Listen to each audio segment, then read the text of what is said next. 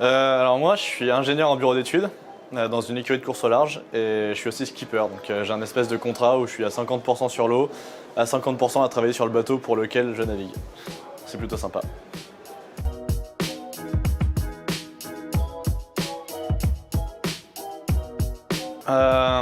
L'exil, c'est une phase importante dans ma vie. En fait, je suis arrivé en 2016 comme sportif de haut niveau, donc je naviguais à La Rochelle en 4,70. Je préparais les Jeux Olympiques.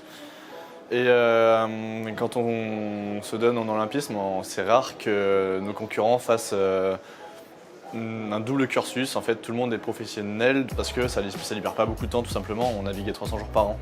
Moi, je choisis de faire l'exil parce que je voulais vraiment avoir ce diplôme à la fin, d'avoir un parachute au cas où les performances ne seraient pas à la hauteur. Puis arrivé en fin de 4e année, mon projet olympique a pris fin parce que j'ai pas atteint mes objectifs et je me suis plongé dans les études et j'ai adoré. Donc ça m'a poussé à vouloir devenir ingénieur, skipper et pas seulement skipper. Être ingénieur généraliste, moi je me vois un peu comme un couteau suisse aujourd'hui. Je suis arrivé dans l'équipe ADMG Mori, mon entreprise, comme skipper. Ils m'ont pris parce que je savais faire de la voile et pas parce que j'étais ingénieur.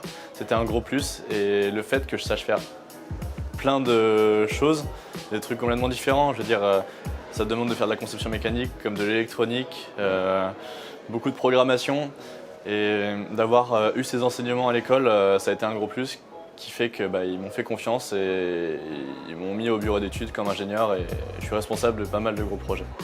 Le statut SHN, ça s'applique à partir de la 2e année. On peut avoir l'opportunité de dédoubler la 2e année. Donc moi c'était des périodes où j'étais jamais à l'école, tout le temps sur l'eau.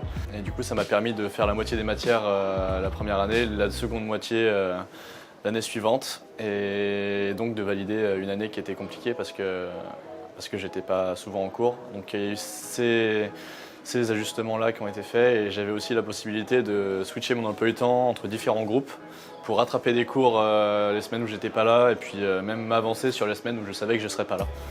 Donc voilà, j'avais ce confort et ce qui m'a permis d'être ingénieur et skipper.